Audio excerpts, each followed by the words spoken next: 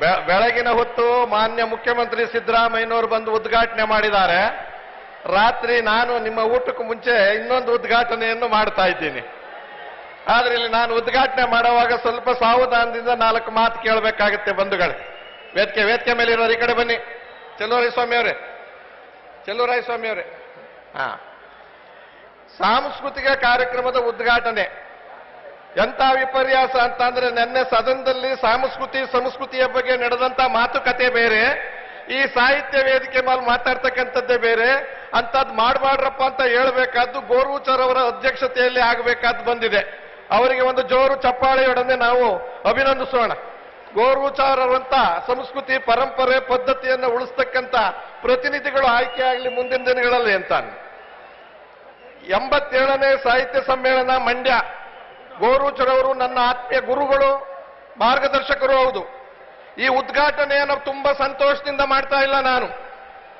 ಕಾರಣ ಹೇಳ್ತೀನಿ ನಿಮಗೆ.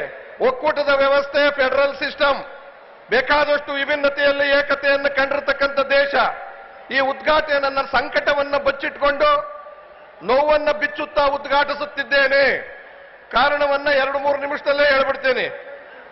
75 ವರ್ಷ ಆಯಿತು ಸ್ವಾತಂತ್ರ್ಯ ಬಂದು. 56ನೇ ಇಸ್ವಿಯಲ್ಲಿ ಭಾಷೆಯ ಆಧಾರದ ಮೇಲೆ ರಾಜ್ಯ ವಿಂಗಡಣೆ, 73ರಲ್ಲಿ ಮೈಸೂರು ಎಂಬುದು ಕರ್ನಾಟಕ ಏಕೀಕರಣ, ಸರ್ಕಾರದ ರೀತಿ ಕನ್ನಡ ಸಾಹಿತ್ಯ ಪರಿಷತ್ತು, ಅದಕ್ಕೊಂದು ಹೆಮ್ಮೆ, ಅದೊಂದು ದೊಡ್ಡ ಅಸ್ತಿತ್ವ. ಆದರೆ ಏನಾಗಿದೆ? ಆದರೆ ಇಷ್ಟು ವರ್ಷವಾದರೂ ಪೂರ್ಣ ಪ್ರಮಾಣದ ಸಂಭ್ರಮ ಅನುಭವಿಸೋದಕ್ಕೆ ಸಾಧ್ಯ ಇದೆಯಾ? ಎಷ್ಟು ಇಲಾಖೆಗಳು ಕನ್ನಡವನ್ನು ಉದ್ಧಾರ ಮಾಡಕ್ಕೆ, ದೇಶದಲ್ಲಿ ಯಾವುದೇ ರಾಜ್ಯದಲ್ಲಿ ಯಾವುದೇ ಭಾಷೆಯನ್ನು ಉಳಿಸ್ಕೊಳ್ಳಕ್ಕೆ ಇಷ್ಟೊಂದು ಇಲಾಖೆಗಳಿಲ್ಲ. ದುಃಖ ಯಾಕೆ ಹೇಳ್ತಿದ್ದೀನಿ?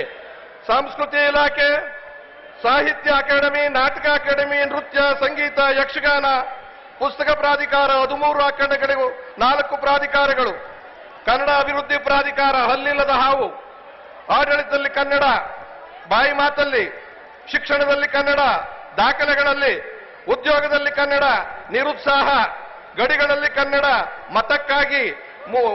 ಮತಕ್ಕಾಗಿ ನಾವು ಮಾರಾಟವಾಗಿದ್ದೇವೆ, ಸರ್ಕಾರದಲ್ಲಿ ಕನ್ನಡ ತಾತ್ಸಾರ, ಆಡಳಿತದಲ್ಲಿ ಕನ್ನಡ ಉದಾಸೀನ, ಆಡಳಿತ ಕೇಳಿರುವೆ, ಖಾಸಗಿಯವರು ಚುನಾವಣೆ ಕಾಸಿಗಾಗಿ ಕೊಂಡುಕೊಂಡಿದ್ದಾರೆ, ವಲಸಿಗರಲ್ಲಿ ವ್ಯಾಪಾರಿಗಳಲ್ಲಿ ತಲೆಬಾಗಿರುವುದು ಭಯವೇ ಇಲ್ಲ, ಕನ್ನಡದ ಮೇಲೆ ದಾಳಿ. ನಾಚಿಕೆ ಆಗಬೇಕು ಯಾರಿಗೆ? ನಮಗೆ ನಿಮಗೆ ಅಲ್ಲ, ಅಧಿಕಾರದಲ್ಲಿರುವವರಿಗೆ, ಆಡಳಿತ ನಡೆಸುವವರಿಗೆ, ವಲಸೆ ವ್ಯವಹಾರ ದರ ಇಲ್ಲ ಬದುಕೊಂಡು ಬಂದಿದ್ದವರಿಗೆ. ತಪ್ಪು ಯಾರದಿಲ್ಲಿ? ನೇರವಾಗಿ ಹೇಳ್ತೀನಿ, ಸರ್ಕಾರದ್ದು ತಪ್ಪು. ಅನುಷ್ಠಾನ ಮಾಡದೆ 75 ವರ್ಷ ಕಳೆದಿದ್ದೀರಲ್ಲ, ಈಗ ಹೋರಾಟ ಮಾಡಬೇಕ ನಾವು. ಅಧಿಕಾರಿಗಳದ್ದು ತಪ್ಪು, ವಲಸಿಗರದು ತಪ್ಪು, ವ್ಯಾಪಾರಸ್ಥರದ್ದು ತಪ್ಪು. ಶಿಕ್ಷಣದ ವ್ಯಾಪಾರ ಯಾಕಾಗಿದೆ ಇವತ್ತಿನ ದಿವಸ? ಎಂಎಲ್ಎಗಳು, ಎಂಪಿಗಳು, ಎಂಎಲ್ಸಿಗಳು, ಪ್ರಾಧಿಕಾರದ ಬೇರೆ ಬೇರೆ ರೀತಿಯಲ್ಲಿ ಪ್ರತಿನಿಧಿಗಳಾಗಿರ್ತಕ್ಕಂಥವರ ಮಾಲೀಕರತ್ವದಲ್ಲಿ ಶಿಕ್ಷಣ ಇರೋದ್ರಿಂದ ಶಿಕ್ಷಣದಲ್ಲಿ ಕನ್ನಡ ಉದ್ಧಾರ ಆಗುತ್ತಾ? ಹೇಳಿ ನೀವೇ. ಈ ದಂಧೆ ಯಾರಿಂದ ಆಗ್ತಾ ಇದೆ? ನಾವು ನೀವು ಅಲ್ಲ. ಸಾಂಸ್ಕೃತಿಕ ಲೋಕ ಶಿಕ್ಷಣದಲ್ಲಿ ಒಂದು ಮಾತು ಹೇಳಿದ್ದಾರೆ ಮಾನ್ಯ ಮಂತ್ರಿಗಳು, ಬೆಳಿಗ್ಗೆ ಹೇಳಿದ್ದಾರೆ, ಇಲ್ಲಿ ನಾವು ಉದ್ಧಾರ ಮಾಡ್ತಾ ಇದ್ದೀವಿ ಕನ್ನಡವನ್ನ. 60,000 ಶಿಕ್ಷಕರ ನೇಮಕ ಆಗಿಲ್ಲ ಕನ್ನಡ ಪ್ರಾಥಮಿಕ ಮತ್ತು ಮಾಧ್ಯಮಿಕ ಶಾಲೆಗಳಲ್ಲಿ. ಮಾಧ್ಯಮದಲ್ಲಿ ಶಿಕ್ಷಕರೇ ಇಲ್ಲದೆ ಇದ್ದಾಗ ಶಿಕ್ಷಣದ ಉದ್ಧಾರ ಹೇಗಾಗುತ್ತೆ? 60,000. ಆಮೇಲೆ ಇನ್ನೊಂದು ಹೇಳ್ತಾರೆ, ಸದ್ಯಕ್ಕೆ ಅವರನ್ನ ಭರ್ತಿ ಮಾಡಲ್ಲ, ದುಡ್ಡಿಲ್ಲ. ಕನ್ನಡ ಉದ್ಧಾರ ಹೇಗಾಗುತ್ತೆ ಅಲ್ವಾ? ಆಂಗ್ಲ ಮಾಧ್ಯಮಗಳ ಹಾವಳಿ, ಕನ್ನಡ ಶಾಲೆಗಳ ಅವನತಿ, ಖಾಸಗಿಯವರ ದಂಧೆ. ಶಿಕ್ಷಣ ಮಂತ್ರಿ ಇದನ್ನ ನಮಗೆ ಹೇಳಿದ್ದಾರೆ.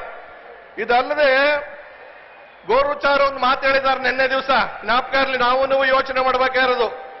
ಡೆಲ್ಲಿಯಲ್ಲಿ ಶಾಲೆಗಳು, ಸರ್ಕಾರಿ ಶಾಲೆಗಳು 100ಕ್ಕೆ 100 ಪರ್ಸೆಂಟೇಜು ರಿಸಲ್ಟ್ ಬರೋದಾದ್ರೆ ಕರ್ನಾಟಕದಲ್ಲಿ 60% ರಿಸಲ್ಟ್ ಯಾಕೆ ಬರ್ತಿದೆ? ವ್ಯವಸ್ಥೆ ಇಲ್ಲ, ಸ್ಕೂಲ್ಗಳಿಲ್ಲ, ಬಿಲ್ಡಿಂಗ್ ಇಲ್ಲ, ಮೇಸ್ಟ್ರ್ ಇಲ್ಲ, ಟೀಚರ್ ಇಲ್ಲ. ಖಾಸಗಿಯಲ್ಲಿ ದುಡ್ಡು ಕೊಟ್ಟು ಓದ್ತಾರೆ, ಅವರು ಪಾಸ್ ಆಗ್ತಾರೆ. ಇವರು 32% ಫೇಲ್ ಆಗಿದ್ದಾರೆ ನಮ್ಮ ಕನ್ನಡ ಮಾಧ್ಯಮದಲ್ಲಿ. ಫೇಲ್ ಆಗೋದು ವಿದ್ಯಾರ್ಥಿಗಳಲ್ಲ, ಪೋಷಕರಲ್ಲ, ಸರ್ಕಾರ ಫೇಲ್ ಆಗಿರೋದು, ವ್ಯವಸ್ಥೆ ಫೇಲ್ ಆಗಿರೋದು, ಅನುಕೂಲ ಫೇಲ್ ಆಗಿರೋದು, ಸೌಲಭ್ಯ ಫೇಲ್ ಆಗಿರ್ತಕ್ಕಂಥದ್ದು. ಈ ವಿಚಾರವನ್ನ ಸರ್ಪ್ಲಸ್ ಬಜೆಟ್ ಕೊಟ್ಟು ಕೇಜ್ರಿವಾಲ್ ಅವರ ವಿಚಾರವನ್ನ ಪ್ರಸ್ತಾಪ ಮಾಡಿದ್ದಾರೆ. ಕೇಜ್ರಿವಾಲ್ ಮಾಡಕ್ ಸಾಧ್ಯ ಇದ್ದ ಡೆಲ್ಲಿಲಿ, ಸಿದ್ದರಾಮಯ್ಯನವರೇ ನಿಮಗೆ ಯಾಕೆ ಸಾಧ್ಯ ಇಲ್ಲ? ಸಿದ್ದರಾಮಯ್ಯನ ಮಂತ್ರಿಮಂಡಲದಲ್ಲಿ ನಿಮಗೆ ಯಾಕೆ ಸಾಧ್ಯ ಇಲ್ಲ? ಹೇಳಿದ ಮಾತಂತೆ ನಡೆಯಕ್ಕೆ. ಸರ್ಕಾರದ ರಿಸಲ್ಟ್ಗಳು ನೋಡಿ, ನಾವು ಮಕ್ಕಳ ಮೇಲೆ ಹಾಕ್ತೀವಿ ಫೇಲ್ ಆದ್ರು ಅಂತ. ಸ್ಕೂಲ್ ಇಲ್ಲ, ಬಿಲ್ಡಿಂಗ್ ಇಲ್ಲ, ಕಟ್ಟಡ ಇಲ್ಲ, ಮೇಸ್ಟ್ರ್ ಇಲ್ಲ, 60,000. ಅವ್ರು ಯಾವ ರೀತಿ ಮಾರ್ಕ್ಸ್ ತೆಗಿಬೇಕು? ಸರ್ಕಾರಿ ಶಾಲೆಯಲ್ಲಿ 35% ತಗೊಂಡವನೇ 100ಕ್ಕೆ 100 ತಗೊಂಡಂಗೆ ಅನುಕೂಲ ಇಲ್ಲದೆ ತಗೊಂಡಿರ್ತಾರೆ ಅವರು. ನೀವು ಅದನ್ನು ಯೋಚನೆ ಮಾಡಬೇಕಾಗಿದೆ. ಫೇಲ್ ಆಗಿರೋ ನೀವು ಹುಡುಗರ ಕಾರಣ ಅಲ್ಲ, ಪೋಷಕರ ಕಾರಣ ಅಲ್ಲ, ಮತ್ತೆ ವ್ಯವಸ್ಥೆ ಕಾರಣ. ಅದಾದ್ಮೇಲೆ ಅವರಿಗೆ ನಮಗೆ ಒಂದು ಹೇಳ್ತೀನಿ, ಕನ್ನಡ ಅಭಿವೃದ್ಧಿ ಪ್ರಾಧಿಕಾರ ಇದೆ, ನಾನು ಇದ್ದೆ 6 ವರ್ಷ. ಏನು ಬೇಕಾದ್ರೂ ತಪ್ಪು ಹುಡುಕ್ಬೋದು, ಶಿಕ್ಷೆ ಕೊಡೋ ಅಧಿಕಾರ ಇಲ್ಲ. ಶಿಕ್ಷೆ ಕೊಡೋ ಅಧಿಕಾರ ಇಲ್ಲದೆ ಇದ್ಮೇಲೆ ಅಧಿಕಾರಿಗಳನ್ನು ಶಿಕ್ಷಿಸೋರು ಯಾರು, ದಂಡಿಸಿರೋರು ಯಾರು? ಮುಗಿಸ್ತಾ ಇದ್ದೀನಿ, ಯೋಚನೆ ಮಾಡಬೇಡಿ. ನೋಡಿ, ಅವ್ರದ್ದು ಸ್ವಲ್ಪ ಸರ್ಕಾರಕ್ಕೇನೋ ಚಿಗುಟ್ಟಿದ್ದಿಲ್ಲ, ಬೇಡ ಬೇಡ ಅಂತ ಹೇಳಕ್ ಬಂದವ್ರಿ. ಬೇಡ ಬೇಡ ಹಂಗೆಲ್ಲ ಆಗಲ್ಲ, ಹೇಳ್ಬೇಕಾದ್ ಹೇಳಲೇಬೇಕಾಗತ್ತೆ. ಅಲ್ರಿ, ಹುಡುಗರು ಫೇಲ್ ಆಗ್ತಾರಲ್ಲ, ನೀವು ಸ್ಕೂಲ್ ಸರಿಯಾಗಿ ಇಟ್ಟಿದ್ರೆ ಹುಡುಗರು ಯಾಕೆ ಫೇಲ್ ಆಗ್ತಿದ್ರು? ಯೋಚನೆ ಮಾಡ್ಬೇಕಲ್ವಾ? ಅಪ್ಪ ಅಮ್ಮನ್ ಬೈತೀವಿ, ಆ ಮಕ್ಕಳು ಬೈತೀವಿ, ಮಕ್ಕಳೆಲ್ಲ ಓದ್ತಾರೆ, ದೊಡ್ಡ ದೊಡ್ಡ ಶಾಲೆಗಳಿಗೆ ಲಕ್ಷಾಂತರ ಕೊಟ್ಟು ಹೋಗ್ತಾರೆ. ಆಮೇಲೆ ಇವತ್ತು IAS ಆಗೋರು ಯಾರು, IPS ಆಗೋರು ಯಾರು, ಇಂಜಿನಿಯರ್ ಆಗೋರು ಯಾರು, ಡಾಕ್ಟರ್ ಆಗೋರು ಯಾರು? ನಮ್ಮನೆ ಹಣ್ಣು ಮಾರೋರ್ ಮಕ್ಕಳ, ನಮ್ಮನೆ ಗಾರೆ ಕೆಲಸದ ಮಕ್ಕಳ, ಇವ್ರ ಮಕ್ಕಳು, ನನ್ನ ಮಕ್ಕಳು, ಮುಖ್ಯಮಂತ್ರಿಗಳ ಮಕ್ಕಳು, ಆ ಥರದವ್ರ ಮಕ್ಕಳು. ಇದನ್ನು ತಪ್ಪಿಸ್ಬೇಕು. ನಮ್ಮಲ್ಲಿ ಜ್ಞಾನ ಇಲ್ವಾ, ಬುದ್ಧಿ ಇಲ್ವಾ? ನಮ್ಮ ವಿದ್ಯಾರ್ಥಿಗಳಿಗೆ ಬುದ್ಧಿ ಇದೆ, ದುಡ್ಡಿಲ್ಲ. ಅದನ್ನ ಸರಿ ಮಾಡಿದ್ರೆ ಮಾತ್ರ ಶಿಕ್ಷಣ ಶಾಖೆ ಅನುಕೂಲ ಆಗುತ್ತೆ. ಹಂಪಿ ಯೂನಿವರ್ಸಿಟಿ ಏನಾಗಿದೆ, ಕನ್ನಡಕ್ಕೋಸ್ಕರವೇ ಹುಟ್ಟಿದ್ದು ಹಂಪಿ ಯೂನಿವರ್ಸಿಟಿ ಮುಚ್ಚೋ ಸ್ಥಿತಿಗೆ ಬಂದಿದೆ. ದುಡ್ಡು ಕೊಡಲ್ಲ ಸರ್ಕಾರ. ಆ ಕಡೆ ಕನ್ನಡದ ಹಂಪಿ ಯೂನಿವರ್ಸಿಟಿ ಮುಚ್ಚಬೇಕು, ಇಲ್ಲಿ ಸಾಹಿತ್ಯ ಪರಿಷತ್ ದುಡ್ಡು ಮಾಡಿ ವಿಜೃಂಭಣೆಯಿಂದ ಓದ್ತಾ ಇದ್ರು. ಏನು ಪ್ರಯೋಜನ ಆಗುತ್ತೆ? ಒಂದು ಶಾಸ್ತ್ರೀಯ ಭಾಷೆ 2008ರಲ್ಲಿ ನಾನೇ ಅಪ್ರೂವ್ ಮಾಡಿಸ್ಕೊಂಡು ಬಂದಿದ್ದೆ ಅಭಿವೃದ್ಧಿ ಪ್ರಾಧಿಕಾರನಾಗಿ. ತಮಿಳುನಾಡಲ್ಲಿ 400 ಕೋಟಿ ಖರ್ಚು ಮಾಡಿ ಉದ್ಧಾರ ಮಾಡಿದ್ದಾರೆ. ಇಲ್ಲಿ ಜಾಗ ಇಲ್ಲದೆ ಇಂದು 16 ವರ್ಷ ಆದ್ರೂ ಹುಟ್ಟೇ ಇಲ್ಲ. ಸತ್ತಂತಿಹರನ್ನು ಬಡಿದೆಚ್ಚರಿಸಿ, ಸತ್ತಂತಿಹರನ್ನು ಇವ್ರನ್ನಲ್ಲ, ಸರ್ಕಾರವನ್ನು ಬಡಿದೆಚ್ಚರಿಸಿ. ಮುಖ್ಯಮಂತ್ರಿಗಳೇ, ಈ ವೇದಿಕೆ ಮೇಲೆ ನಿಮ್ಮ ಕನ್ನಡದ ಅಭಿಮಾನಕ್ಕೆ ಬಹಳ ಸಂತೋಷ ಪಟ್ಟಿದ್ದೀನಿ. ಆ ಅಭಿಮಾನಕ್ಕೋಸ್ಕರವಾಗಿ ಇವೆಲ್ಲವನ್ನು ಅನುಷ್ಠಾನ, ಇಲ್ಲಿ ಆಗುವಂತ ಅನುಷ್ಠಾನ ಇನ್ನೊಂದಾಗಿದೆ. ಮೊನ್ನೆ ಯಾವುದು ಗೊತ್ತಾ? ಲೆಕ್ಸೋಗ್ರಾಫಿಟಿ ಅಂತಂದ್ರೆ ನಿಘಂಟು ಶಾಸ್ತ್ರ ಅಂತ.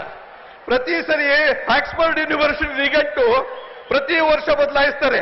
ಪರಿಷ್ಕರಣೆ, ಬದಲಾವಣೆ, ಹೊಸ ಪದಗಳು, ಹೊಸ ರೀತಿಯಲ್ಲಿ. ಕನ್ನಡದಲ್ಲಿ 2011ರಿಂದ ಪರಿಷ್ಕರಣೆ ಆಗಿಲ್ಲ. ಅದನ್ನ ಮುಚ್ಚಿದ್ದಾರೆ ಸೆಲ್ನ. ಜೋಶಿ ಅವರೇ, ಎಲ್ಲಿದ್ದೀರಾ? ನೀವೇ ಮುಚ್ಚಿದ್ದೀರಾ. ನೀವಿಲ್ಲಿ ಬಂದು ಹೇಳ್ತಾ ಇದ್ದೀರಾ ಮುಚ್ಚಿರೋದು ತೆಗಿ, ಆ ಸೆಲ್ ತೆಗಿರಿ. ಸೆಲ್ ತೆಗೆದ್ರೆ ನಮ್ಮೂರಿನಲ್ಲಿ ಹೊಸ ಪದಗಳು, ಜಾನಪದ ಪದಗಳು, ಭಾವನಾತ್ಮಕ ಪದಗಳು ಎಲ್ಲ ಸೇರ್ಕೋತವೆ. ಇಲ್ಲಿ ಕನ್ನಡ ಉದ್ಧಾರ ಮಾಡಬೇಕು. ಆ ಕಾರಣದಿಂದ ಅವರ ಮಾತು ಕೇಳಿದ್ರೆ ಸ್ವಲ್ಪ ನಂಬಿಸಿ ಮಾತಾಡಿದ್ದಕ್ಕೆ ಕ್ಷಮೆ ಇರಲಿ. ಇಲ್ಲಿ ತಗೊಳ್ಳುವ ನಿರ್ಣಯ ನೆಕ್ಸ್ಟ್ ಇಯರ್ ಆಗೋದಾದ್ರೆ ನಿಮಗೆ ಮತ ಕೊಡ್ತೀವಿ ಅಂತ ಹೇಳಿ, ಇದ್ರ ಮತ ಕೊಡೋದಿಲ್ಲ ನಾವು, ಇದನ್ನ ಹೀಗೆ ಸಾಯಿಸಬೇಕಾಗುತ್ತೆ ಅನ್ನೋ ಮಾತನ್ನು ಹೇಳ್ತಾ, ಇದು ಮಾನ್ಯ ಮುಖ್ಯಮಂತ್ರಿಗಳಿಗೆ ಇವ್ರ ಮುಖೇನ ತಲುಪಲಿ. ಇವರೆಲ್ಲ ಒಳ್ಳೆಯವರು, ತುಂಬಾ ಒಳ್ಳೆಯವರು. ಅದ್ರ ಬಗ್ಗೆ ಹೇಳುತ್ತೆ. ಯಾಕಂದ್ರೆ ತಿರ್ಗಾ ನಾನು ಮನಗೋಗ್ಬೇಕಲ್ಲ, ಈಗ ಊಟನೂ ಕೊಡದೆ ಕಳಿಸ್ಬಿಟ್ಟಾರ. ಇದು ವ್ಯವಸ್ಥೆ ಬಗ್ಗೆ ಮಾತಾಡಿದೆ, ಅನಿವಾರ್ಯವಾಗಿ ಮಾತಾಡ್ಬೇಕಾಯ್ತು. ಆಮೇಲೆ ಈ ಮಾತನ್ನ ನಾನು ಹೇಳಿದ್ರೆ ನನ್ನ ಮುಖ್ಯಮಂತ್ರಿ ಪದವಿ ಹೋಗಲ್ಲ. ಹಾಗಾಗಿ ಮುಖ್ಯಮಂತ್ರಿಗಳು ಮಾತು ಕೊಡಲ್ಲ, ನಾನು ಮಾತು ಕೊಡ್ತಾ ಇದ್ದೀನಿ. ಧನ್ಯವಾದಗಳು, ಒಳ್ಳೆಯದಾಗಲಿ ನೀವೆಲ್ರಿಗೂ.